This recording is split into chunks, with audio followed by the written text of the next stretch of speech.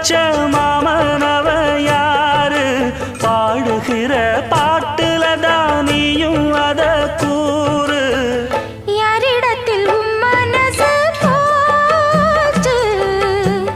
நூல போல உன் உடம்பு ஆச்சு பூங்குயிலே பூங்குயிலே கேளு நீ பாட்டெடுத்த காரணத்தை கூறு யாரிடத்தில் உன் மனசு போச்சு